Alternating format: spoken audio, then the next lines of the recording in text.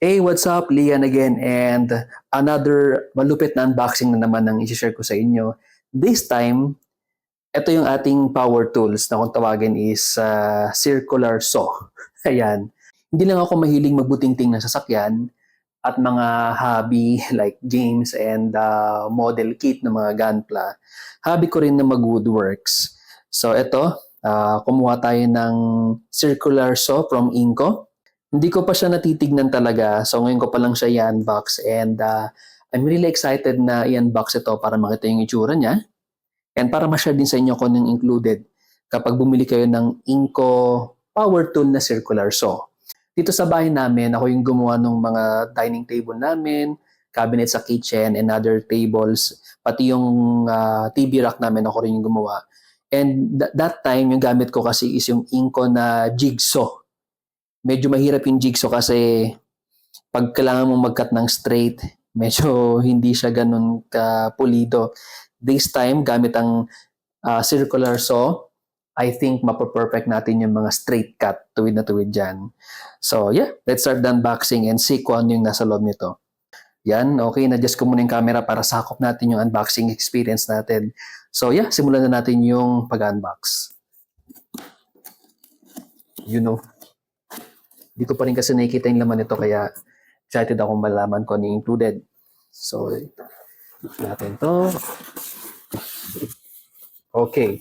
So, una, is syempre yung ating product manual.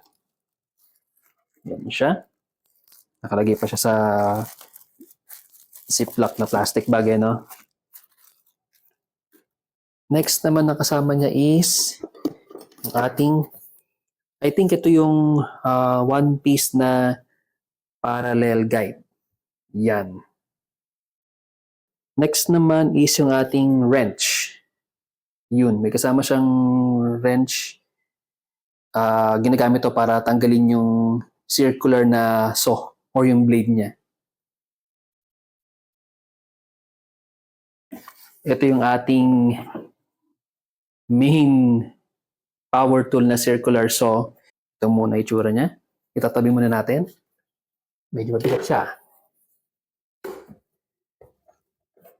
Yeah. Yun. What else included sa ating package? Yun.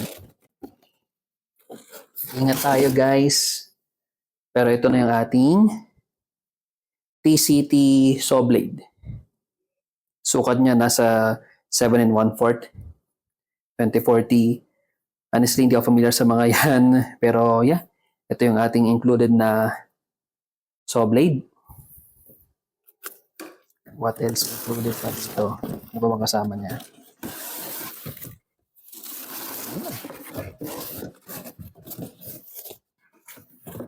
Okay. Wala naman na ibang included. So, yun yung kanyang overall na package. So, ito yung ating Inco na circular. So, honestly, hindi pa ako nakagamit niyan. So, first time ko palang gagamitin ito. And meaning ko na medyo kinakabahan ako. At the same time, excited na rin ako. Kinakabahan kasi, again, first time kong gumamit niyan. And excited ako dahil meron akong bagong matututunan. Siyempre, pag-aaralan ko kung paano siya gamitin. So, madadagdagan na naman yung aking skills, particularly pagdating sa woodworks. Ano? So, tignan natin kung ano yung mga parts niya para makita na rin ninyo kung ano yung itsura niya overall. So, ito yung ating up close sa ating circular saw. Tignan natin kung ano yung mga parts niya. No? So, ito sa likod is yung ating handle. And meron siya ng trigger dyan para ma-activate mo yung ating circular saw. Sa taas niya, additional handle din yan. Yan, ganyan. Pwede mo siyang hawakan ng ganyan para ma-push mo siya ng forward or backwards. Ito, kagandahan nito, meron siyang cover sa baba at sa taas. So, safety feature yan para hindi tayo dumikit dun sa ating circular na blade.